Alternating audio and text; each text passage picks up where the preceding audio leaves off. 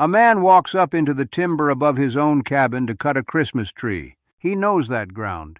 He's walked it 1,000 times since he was a boy. Then the snow comes in sideways, the light goes flat, every ridge starts to look like the one before it, and by dark he is turned around in country he was born in. That story is not rare.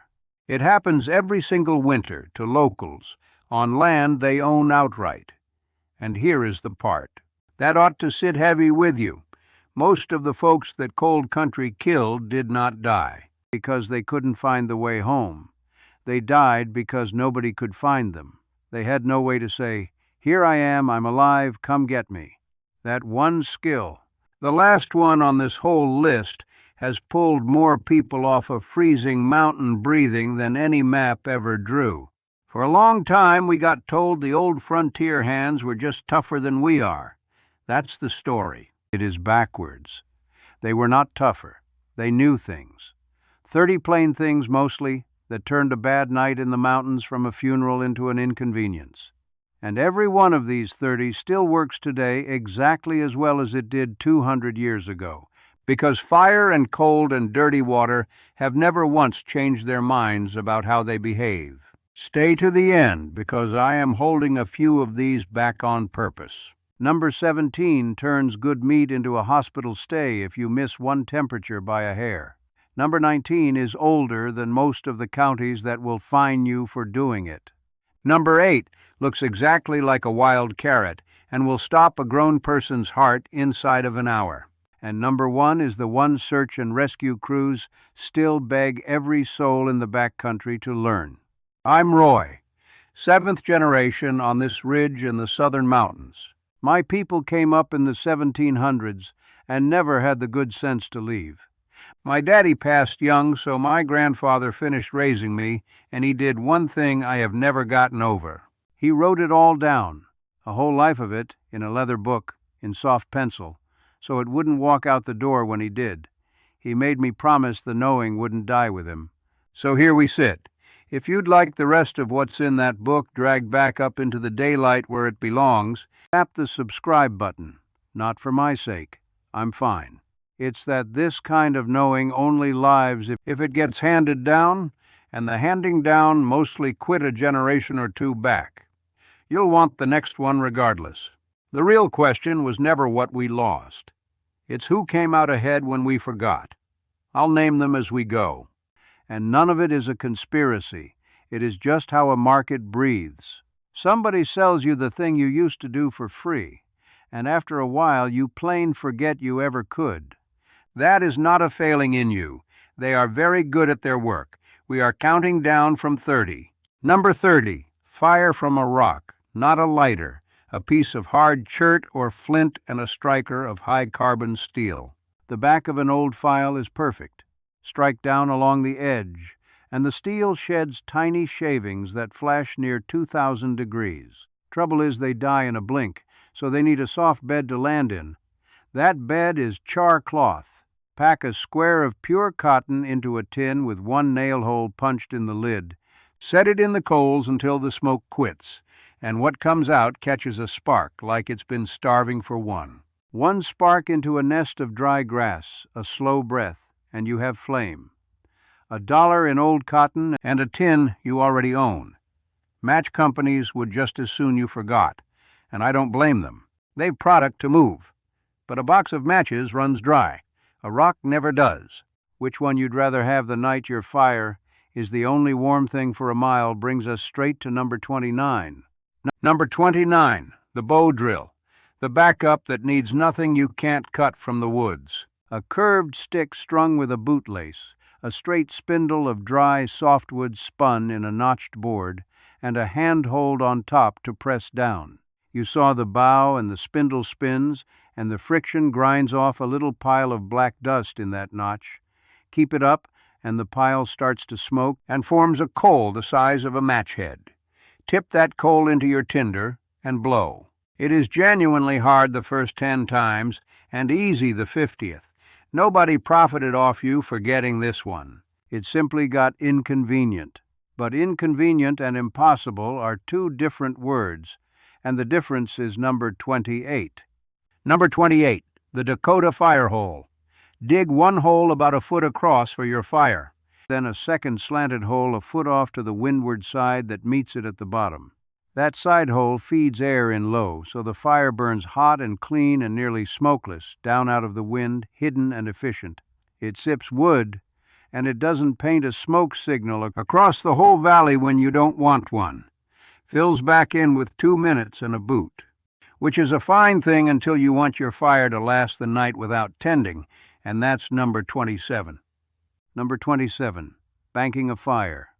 Nobody sat up all night feeding a fire. You rake your best coals into a tight pile and bury them under 2 or 3 inches of their own ash. The ash smothers the flame but chokes off the oxygen just enough to keep the coals alive and slow, like a sleeping thing. Come morning, you rake the ash back, lay on dry tinder, blow, and last night's fire is this morning's fire. You never started from scratch. Wooden matches got cheap, and folks quit learning it.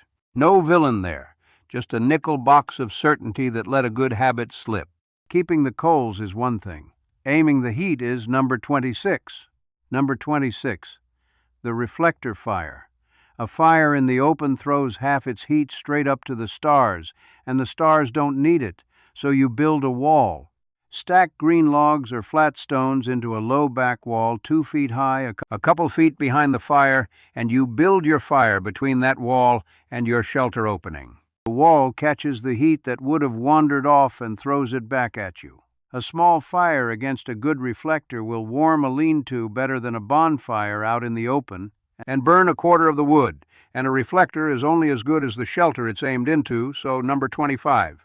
Number 25, the debris shelter. No tent, no tarp, and you're fine. Lean one long ridgepole, longer than you are tall, up against a stump or a low fork. Rib it with sticks down both sides like a fish skeleton. Then pile on leaves, ferns, boughs, pine duff, anything dead and dry, and pile it thick. 2 full feet of debris all over. That mess of dead leaves is trapped air, and trapped air is the only insulation there ever was.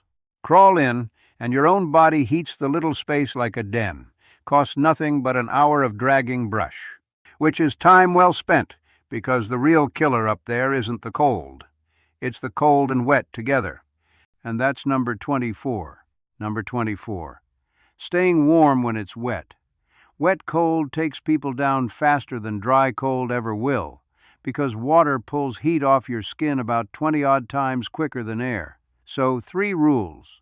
1. Layer loose, so you can peel off before you sweat, because sweat soaks you from the inside. 2. Keep a dry tinder bundle in a pocket against your body at all times, so you can always make fire even when the whole world is dripping. 3.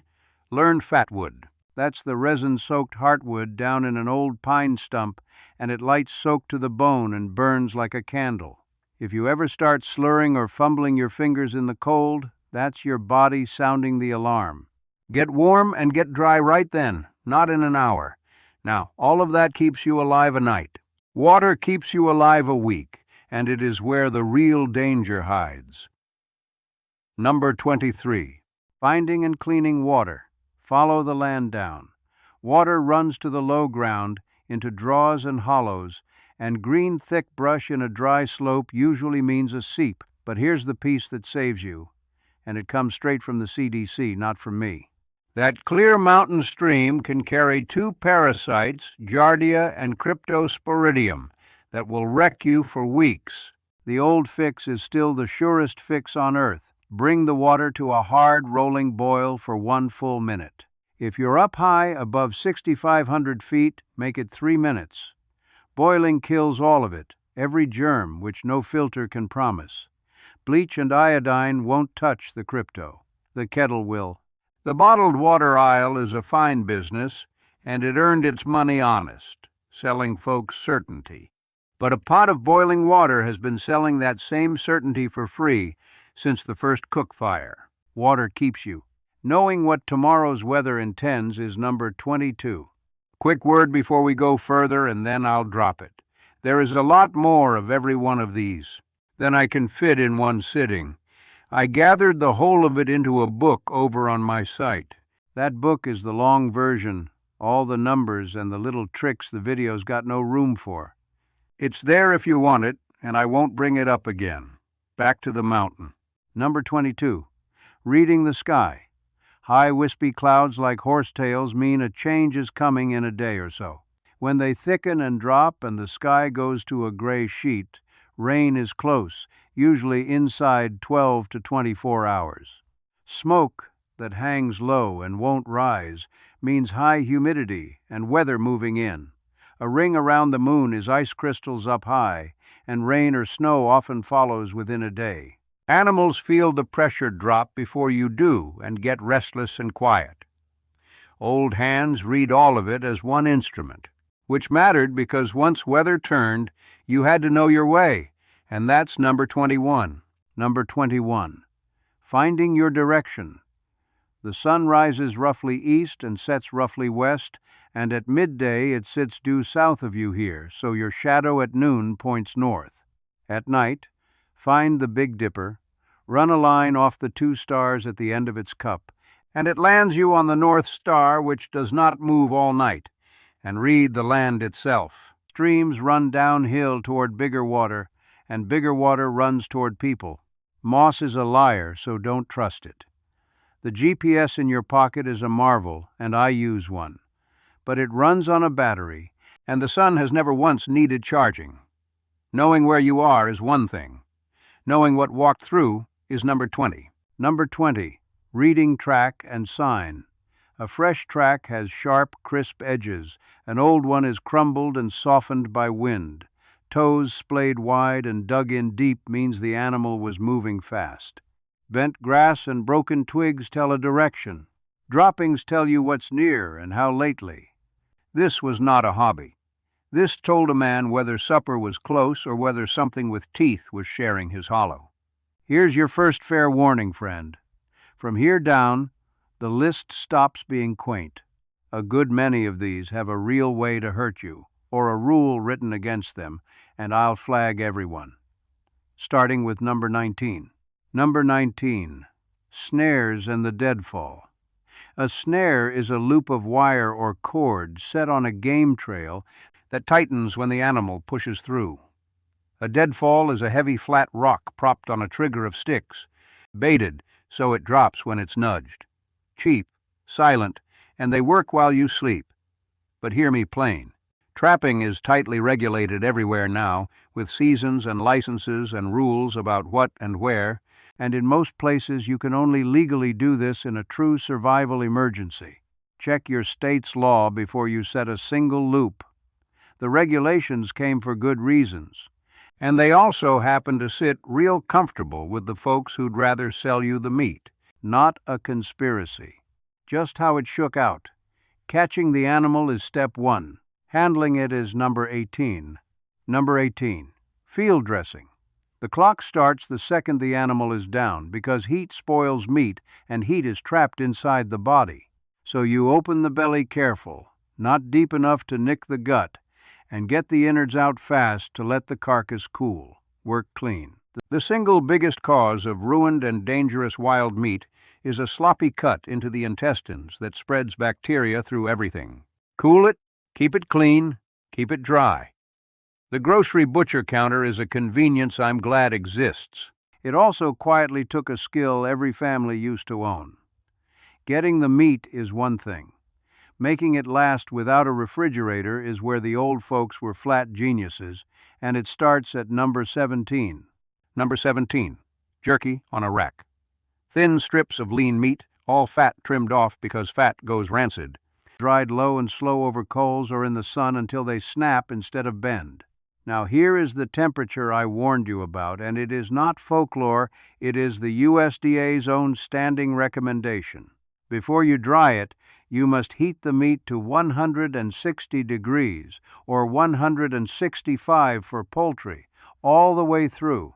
The old sun drying alone does not reliably kill Salmonella or E. coli, and people have landed in the hospital learning that the hard way.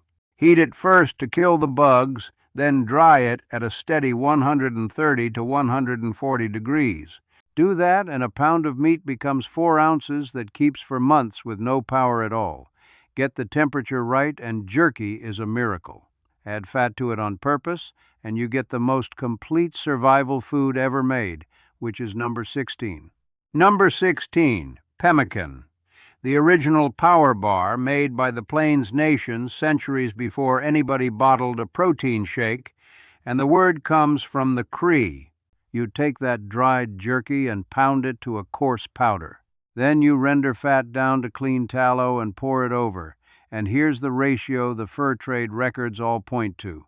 Roughly 1:1, dried meat to fat, by weight. Mix it warm, press it into a cake, let it set hard.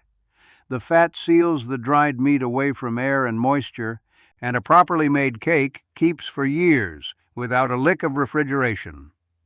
Takes about 5 pounds of fresh meat to make 1 pound of the dried stuff that goes in. Rendering that fat has a second life of its own, which is number 15. Number 15, rendering tallow.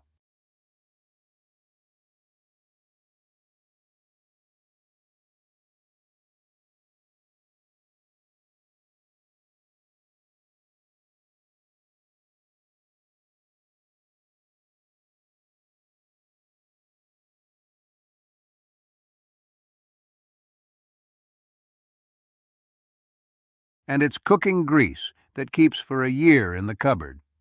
1 rendered pot, $5 of scrap fat, replaces a shelf of store products. The candle aisle and the boot oil aisle both do fine without you knowing this. That's fair. It's still worth knowing, and the animal you rendered has more to give at number 14. Number 14, brain tanning a hide. The old saying goes that every animal is born with just enough brains to tan its own hide, and near enough it's true. You scrape the hide clean of flesh and hair, then work a mash of the cooked brain in warm water deep into the fibers. The oils in it keep the skin soft as it dries. Then you smoke it over a low, smoky fire, and the smoke is what makes it permanent, so it dries soft even after it gets wet. What you get is buckskin, and a buckskin shirt outlasted 3 of anything you can buy. The tanning chemical industry is enormous now. It grew in the gap this skill left behind. Soft leather is one product of the hide. The tough stuff is number 13. Number 13, rawhide and cordage. Skip the brains and the smoke, dry a hide hard, and you've got rawhide, which shrinks bone tight as it dries and dries like iron. It lashed axe heads to handles and bound joints tighter than any nail. Cut it in a spiral, and you get a cord that holds a house together. And you can twist cordage from plant fiber, too, from the inner bark of a dead cedar, from stinging nettle stalks, from dogbane. Reverse wrap 2 bundles against each other, and you've made strong string out of a weed. Hardware stores sell a mighty fine spool of paracord, and I own some. But paracord doesn't grow on the fence row, and cordage does. Cord holds gear together. Number 12 is what you make when the gear wears out. Number 12, moccasins and mending. A moccasin is one piece of that soft hide wrapped around your foot and stitched up the sides. No factory, no glue, and you can make a pair in an evening by the fire. And you kept an awl and a length of sinew or waxed thread always within reach. Because a torn seam mended tonight is a whole garment saved, and a garment not replaced is money not spent. Fast fashion is a wonder of cheapness, and it also trained a couple generations to throw away what tore instead of fixing it. No shame in that. They earned the sale. But a needle and thread is still the highest return on $1, you'll find. You've got clothing and cord. Now you need something to carry water, and that's number 11. Number 11, bark containers. In spring, when the sap is running, birch bark peels off in big supple sheets without killing the tree if you take only the outer layer. Fold a sheet into a box, stitch the corners with a split root, and you have a container that holds water. Sealed at the seams with pine pitch, it'll even let you boil in it by dropping hot stones inside, since the water keeps the bark below its scorch point. A whole kitchen out of a tree, Plastic is cheap and light, and I'm not going to pretend otherwise. It also erased the fact that the woods were always full of free containers. Speaking of the kitchen, cooking with no stove is number 10. Number 10. The Dutch oven and hot stones. A heavy cast iron pot with a rimmed lid is the only oven the frontier ever needed. You bury it in coals, pile more coals on the lid, and the heat comes from all sides like a real oven. Bread, beans, a whole roast right in the ground. And where you had no pot, you cooked with hot stones, heated in the fire and dropped into a water-filled hide or bark vessel, or laid right on the food. Just never use river stones straight from cold water in a hot fire. Trapped moisture inside can burst them and throw sharp rock. Use dry stone. Cooking with iron and stone leads us to the humblest bread there is, number 9. Number 9, ash cake and hardtack. When there was nothing, there was still this. Ash cake is nothing but cornmeal, water, and a pinch of salt, patted into a flat cake and baked right on a clean hot hearthstone in the ashes. Hardtack is flour and water and salt, no more, rolled thin and baked slow and hard until it's like a shingle. The Civil War soldiers called it tooth duller. And it kept for years because there's no fat and no moisture in it to spoil. It is survival, not supper. But it means flour and cornmeal. The cheapest food on the shelf is also the most reliable you can store. That's your first fair warning done. Here's the second, because the next handful can kill you. Starting with number 8. Number 8, foraging and what not to eat. The woods are a grocery if you know them. Acorns leached of their bitterness, cattail roots, dandelion, wild greens, berries. But here is the line you do not cross.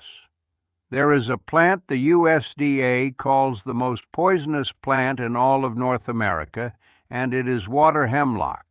It grows in wet ditches and stream banks all across this country, and it looks like a wild carrot or a parsnip, and it even smells sweet. A piece of its root no bigger than a walnut carries enough poison to kill a grown adult with violent seizures inside 15 minutes to an hour. So the old rule is the only rule. Never, ever eat a wild plant you cannot identify with total certainty, down to the last detail. When in doubt, go hungry. Foraging feeds you. What patches you up is number 7. Number 7, poultices and pitch. A poultice is mashed plant matter laid on a wound and wrapped. Plantain, that broad weed in every yard, drawn on a bee sting or a cut, has real soothing use. Yarrow was packed on bleeding for centuries. And pine pitch, the sticky resin off a wounded pine, is naturally antiseptic and seals a small cut like a bandage. Now, straight talk. These are for a scrape or a sting when there is no other help within reach. A deep wound, a bad burn, anything with real infection, that needs a doctor, full stop, and the old-timers would tell you the same. They knew the limits. What made that pitch sticky has a dozen other uses, which is number 6. Number 6, pine pitch, the frontier's superglue. Melt that pine resin and mix in a little charcoal powder and a pinch of dried dung or fiber to bind it, and it hardens into a tough waterproof glue. It sealed the seams of canoes. It fletched arrows. It patched the bark container from number 11. And soaked into a bundle of dry punk wood or wrapped on a stick, that resin makes a torch that burns bright and long. One sticky substance off a tree did the work of a whole aisle of adhesives and a flashlight besides. And now we've reached the part of the list where a mistake doesn't just cost you a meal. Number 5.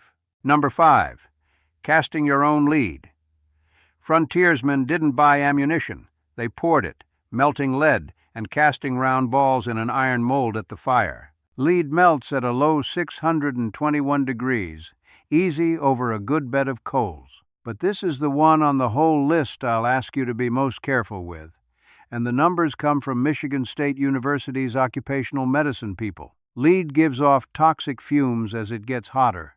Real trouble around 900 degrees. And the dust and fumes are poison you cannot see. So if you ever do this, do it outdoors, with a fan pulling the air away from your face, wearing a proper respirator, never eating or drinking near it, and washing up after.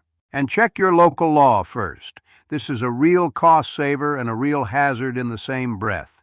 Handle it like both. Speaking of that rifle, keeping it working in the wet is number 4.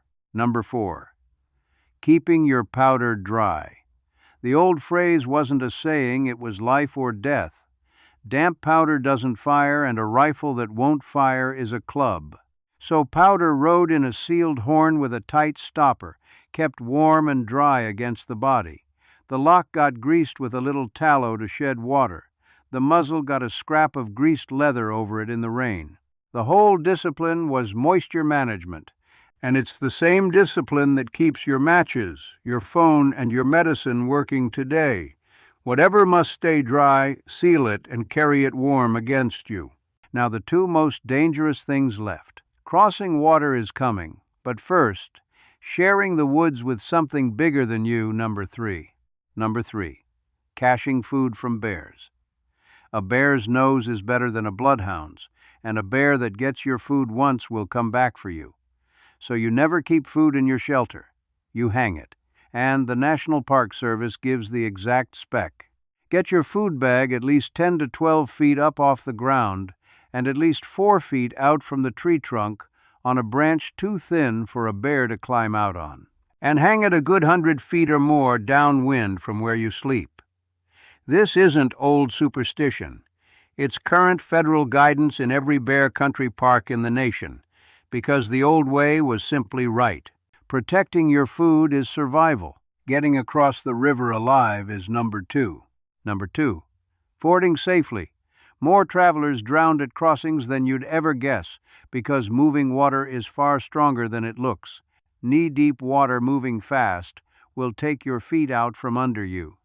So the rules: never cross where the water is above your thigh in a real current.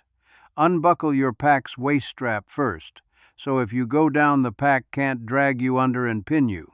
Face upstream, angle across at a downstream slant, and use a stout stick as a third leg, always 2 points planted before you move the third. Cross at a wide, slow stretch, never at a narrow, fast one. Slow and braced beats quick and swept away every time, and now the one I planted at the very start. Number 1. Number 1. Signaling to be found. Every skill on this list keeps you alive. This is the one that gets you home. 3 of anything is the universal cry for help. 3 fires in a triangle. 3 columns of smoke. 3 shouts. 3 whistle blasts. 3 flashes of a mirror. By day, you build a small hot fire and then choke it with green boughs or damp leaves to throw up a thick, pale smoke that a search plane can see for miles. At night, it's the flame they'll spot. A signal mirror flashed at an aircraft can be seen from many miles off, and search and rescue crews will tell you it has saved more lost souls than any other single thing a person can do. Remember the man at the start, the one turned around above his own cabin. He didn't die because he lost his way. He died because he had no way to say, "Here I am." Learn number 1, and you never take that silence to the mountain with you. So there's your 30, but I told you I was holding one thing back under all of them. And here it is.